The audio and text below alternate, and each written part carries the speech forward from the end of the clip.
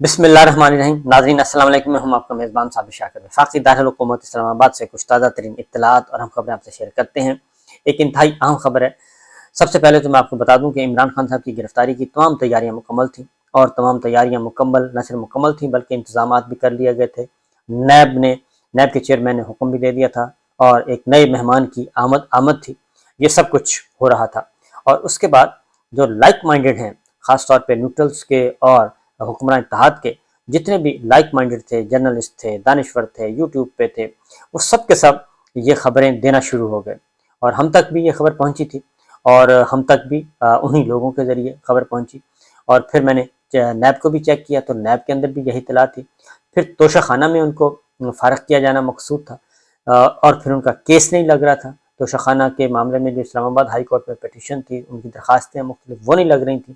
اور ادھر سے ٹرائل کورٹ میں تیزی سے کام جاری و ساری تھا، اور ٹرائل کورٹ کے جج جو ہیں وہ انہوں نے 3-4 دن کے اندر ایک فیصلہ قرار عمران خان کے خلاف فیصلہ دے کے اپنا فیصلہ بھی سنا دیا، اور یہ ساری چیزیں ہو رہی تھیں۔ لیکن پھر یہ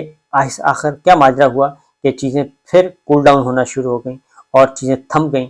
اس کے پیچھے ایک بہت ہی بڑی خبر ہے۔ عمران خان صاحب سے ایک انتہائی اہم ترین ملاقات ہوئی،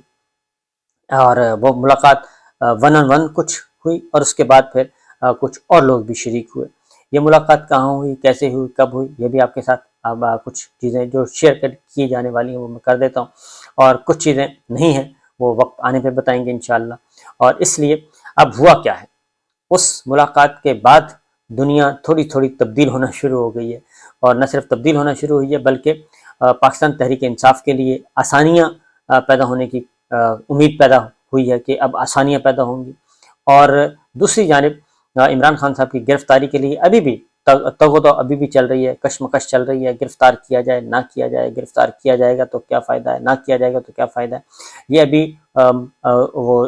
کیلکولیٹر لے کے بیٹھے ہیں اور حساب کتاب کر رہے ہیں، گرفتار کرنے والے اور گرفتار نہ کرنے والے زیادہ آرگومنٹس چل رہے ہیں، دلائل چل رہے ہیں۔ یہ چیزیں کرتا ہوں، آپ سے کچھ باتیں شیئر کرتا ہوں، لیکن سب سے پہلے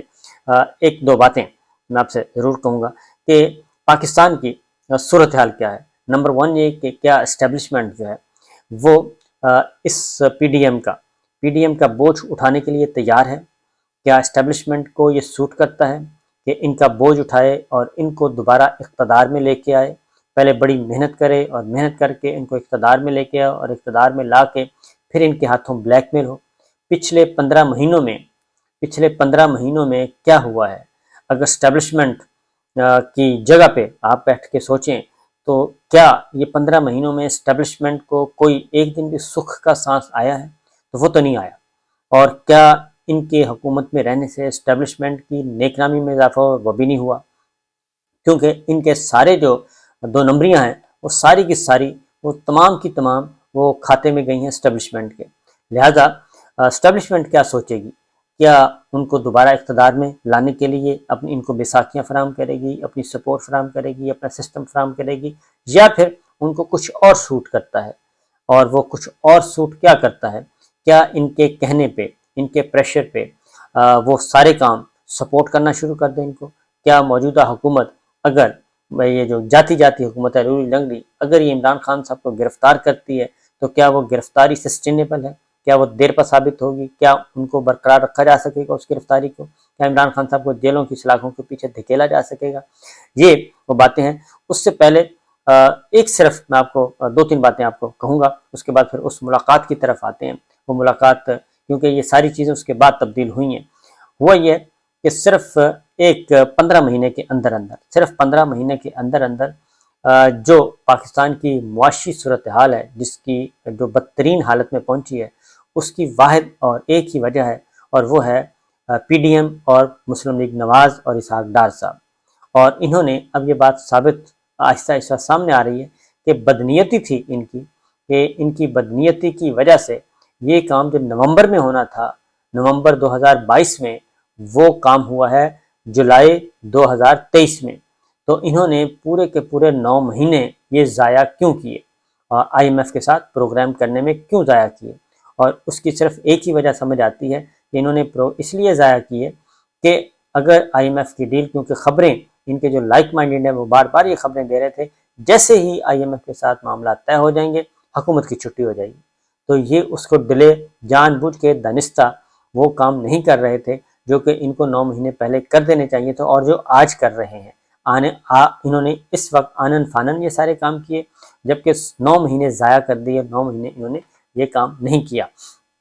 تو اس کی وجہ صرف اور صرف یہ تھا کہ اپنے اقتدار کو دوام دینے کے لیے انہوں نے یہ کام کیا، ملک کا ہو گیا ستیاناش، بیڑا غرق ہو گیا۔ اس کے بعد دوسری چیز جو ہوئی وہ جو ہمارے ایک رپورٹ ہے اس کے مطابق پچھلے 15 مہینوں میں مہنگائی، بے روزگاری اور یہ غیر یقینی کی جو صورتحال تھی اس نے پاکستان کا بھرکس نکال دیا۔ ایک ہوتا ہے، پتہ ہوتا ہے کہ جی 5 دن بعد یہ ہو جائے گا، 7 دن بعد یہ ہو جائے گا، تو امید بن جاتی ہے، لیکن ان حالات میں صبح قیمت اور دوپہر اور شام اور سبزیوں کی، دالوں کی، کھانے پینے اشیاء کی، ہر چیز کی وہ ایک غیر یقینی کی صورتحال، اور ریٹ آف دا گورنمنٹ جو ہے وہ بالکل ختم ہو گئی ہے، سوائے اس کے کہ پاکستان تحریک انصاف اور عمران خان ان کو کچلنے کے لیے پوری طاقت استعمال ہوئی، بے دریغ استعمال ہوئی۔ ادروائز پورے ملک میں ایک لاقانونیت اور ایک جنگل کا قانون تھا، اس میں وہاں پہ کچھ نہیں ہے، عوام کا کوئی پرسان حال نہیں تھا۔ ایک رپورٹ کے مطابق پچھلے 1.5 سال میں 12 لاکھ پاکستانی جو ہیں، 12 لاکھ پاکستانی 15 مہینوں میں جب سے یہ آئے ہیں، 12 لاکھ پاکستانی پڑھے لکھے پروفیشنلز پاکستان سے چلے گئے مایوس ہو کے، اور بے روزگاری کی وجہ سے، مہنگائی کی وجہ سے، اور سب سے بڑی جو غیر یقینی کی صورتحال تھی، غیر یقینی کی صورتحال جو ہے نا یہ بہت خطرناک ہوتی ہے، اس کی وجہ سے یہ سب گئے ہیں۔ اور 12 لاکھ نوجوان جو ہیں، اور یہ سارے پڑھے لکھے لوگ تھے، پروفیشنلز تھے، اور جو رپورٹ ہے اس کے پہلے 6 مہینوں میں 4 لاکھ گئے ہیں، اور پہلے 6 مہینوں میں، اور اس کے بعد 1 سال میں 8 لاکھ، تو ٹوٹل 8 اور 4 12 لاکھ ٹوٹل جا چکے ہیں۔ اور اگر ان کا بریک اپ معلوم کیا جائے، جو بریک اپ ہے اس میں جو 11,200 انجینئرز گئے ہیں، 15,000 کمپیوٹر آپریٹرز گئے ہیں، 11,000 اکاؤنٹنٹ گئے ہیں، اور آپریٹر گئے ہیں، کمپیوٹر آپریٹر گئے ہیں، 13,000 ٹائپسٹ گئے ہیں، سپروائزر گئے ہیں، اور مینیجرز گئے ہیں، 8,000 زرعی ماہرین گئے ہیں۔ یہ جو زراعت، یہ جو پچھلے دنوں پروگرام ہوا کہ ہم باہر سے لے کے آئیں گے لوگوں کو اور وہ آ کے یہ ہمیں کریں گے، تو ہمارے 8,000 جو زرعی ماہرین ہیں وہ چلے گئے ملک چھوڑ کے، اور وہ دوسرے ملکوں میں اپنی خدمات سر انجام دے رہے ہیں۔ اس کے بعد 1600 ڈرافٹ مین گئے، 4,000 نرسز ہماری چلی گئی ہیں، 15,000 آپریٹر چلے گئے ہیں، اور 15,560 اساتذہ چلے گئے ہیں۔ یہ ملک چھوڑ کے جا چکے ہیں۔ اور اس کے ساتھ ساتھ جو پاکستان جو سروے کی جو رپورٹ ہے اس کے مطابق جو ڈگری کے حامل پاکستانی شہریوں میں بے روزگاری کی شرح جو ہے وہ دیگر بے روزگار افراد کے مقابلے میں 3 گنا زیادہ بڑی ہے، اور سب سے شرح 20 سے 24 سال کی درمیانی عمر کے افراد میں پائی جاتی ہے بے روزگاری کی۔ تو یہ سچویشن ہے اس وقت، یہ صرف ایک میں نے فگر بتایا ہے، جبکہ دوسری جانب پاکستان کا ستیہ ناش انہوں نے کیا ہے، کوئی ایک کام بھی نہیں کیا۔ یہ وہ باتیں ہیں، یہ ایک پوری کی پوری بیلنس شیٹ ہے جو کہ ہمارے سامنے پڑی ہے، بیلنس شیٹ، اور بیلنس شیٹ میں اکانومی میں کا کوئی ایک شعبہ بھی اکانومی کا ایسا نہیں ہے جس میں انہوں نے بہتری کی ہو۔ تو جبکہ پہلے دن سے، اب میں آپ کو دوبارہ واپس لے کے جاتا ہوں، پہلے دن سے جو ملٹری اسٹیبلشمنٹ ایک فورم ہوتا ہے، پہلے کور کمانڈرز کا اعلامیہ آیا، اس میں یہ بات کہی گئی تھی کہ اکانومی کو بہتر کیا جائے، اور اسحاق ڈار صاحب سے جتنی بھی نیشنل سیکورٹی کمیٹی کی میٹنگ ہوئی، اسحاق ڈار صاحب سے پلان پوچھا گیا۔ انہوں نے ایک دفعہ کہا کہ آپ ہمیں پلان دیں، ملٹری اسٹیبلشمنٹ نے پوچھا، اور یہ موجودہ ملٹری لیڈرشپ کی بات کر رہا ہوں، انہوں نے نہیں دیا۔ دوبارہ پھر کہا گیا، تیسری دفعہ پھر کہا گیا، انہوں نے کوئی پلان نہیں دیا اسحاق ڈار صاحب نے، اور اپنی ڈگر پہ یہ کام چلتے رہے۔ اس کے بعد کور کمانڈرز کے بعد نیشنل سیکورٹی کمیٹی میں بھی یہی ہوا، نیشنل سیکورٹی کمیٹی کے بعد خصوصی کور کمانڈر کانفرنس میں بھی یہی ہوا۔ یہ سب کچھ ہوتا رہا اور ڈار صاحب سے پوچھا جاتا رہا، لیکن ڈار صاحب نے پلو نہیں پکڑایا اور وہ اپنی ڈگر پہ چلتے رہے، اور IMF کو آنکھیں دکھا دکھا کے جان بوجھ کے یہ کام ڈیلے کرتے رہے۔ اور جب دیکھا کہ اب ہماری مدت ہو گئی ہے پوری، اب ہو گئی عدت، ہو گئی ہے سٹارٹ، لہٰذا یہ فوراً آنن فانن پروگرام بھی ہو گیا، سب کچھ ہو گیا، قسط بھی آ گئی، یہ بھی ہو گیا، وہ بھی ہو گیا، یہ کیا گیا۔ اور حقیقت یہ ہے کہ یہی ایک جو کنسرن ہے یہی کافی ہے، اور اس میں پھر آئی ایم ایف کے ساتھ پروگرام فائنل ہوا بھی تو وہ عمران خان صاحب کے ساتھ ملاقات کے بعد ہوا، کیونکہ پہلے ملاقات ہوئی، پہلے بات چیت ہوئی، اس کے بعد پھر یہ پروگرام فائنل ہوا، اور اس کے بعد پھر آن دا ریکارڈ عمران خان صاحب سے ملاقات اور ان کی گفتگو ہوئی آئی ایم ایف کے ڈیلیگیشن کی۔ یہ ساری چیزیں ہیں جس کی بنیاد پہ، اور دوسری جانب اسٹیبلشمنٹ کے پاس اور کیا، پھر مریم نواز اور نواز شریف صاحب اور مریم صاحبہ نے کیا کیا وہ ہمارے سامنے ہے۔ اور نہ صرف یہ کہ مریم صاحبہ کی بھی ملاقاتیں ہوئیں، مریم صاحبہ کی ملاقاتیں ہوئیں جانے سے پہلے، دبئی جانے سے پہلے، اور پھر اس کے بعد سعودی عرب۔ دبئی جانے سے پہلے ان کی ملاقاتیں ہوئیں، وہ ملاقاتیں بھی بارآور ثابت نہیں ہوئیں، اور اس کے ساتھ ساتھ کیونکہ مریم صاحبہ اور نواز شریف صاحب بضد ہیں کہ انہیں ہی واپس لایا جائے، نواز شریف صاحب کو ہی واپس لایا جائے، وزیر اعظم بنایا جائے، پہلے سزائیں ختم کروائی جائیں، وہ پورے کا پورا پیکج ہے، وہ کہتے ہیں یہ کام کریں۔ لہٰذا ابھی تک تو مزاحمت بھی ہوتی رہی، سب کچھ ہوتا رہا، اور پھر نواز شریف صاحب کی وطن واپسی ابھی تک مہمہ بنی ہوئی ہے، نہیں ہو پا رہی، اور نون لیگ اسٹیبلشمنٹ کو بلکہ الٹا چارج شیٹ کر رہی ہے۔ اب نون لیگ اسٹیبلشمنٹ کو چارج شیٹ کر رہی ہے، اور وزیر اعظم شہباز شریف صاحب بھی کبھی کبھی آ جاتے ہیں، اور جاوید لطیف صاحب بھی آ جاتے ہیں، وہ دوبارہ وہی گردان پڑ رہے ہیں، خواجہ آصف صاحب بھی کر رہے ہیں کہ جی ان کو سہولت کاری ہو رہی ہے پی ٹی آئی کو، ان حالات میں جبکہ 10,000 سیاسی قیدی بھی آپ نے ان کے جیلوں میں ڈال دیے، اس کے باوجود وہ کہتے ہیں سہولت کاری آپ کر رہے ہیں۔ یہ ساری چیزیں جو اس وقت تصویر ہے، یہ ایک مختصر ایک چھوٹی سی تصویر میں نے آپ کے سامنے رکھی ہے۔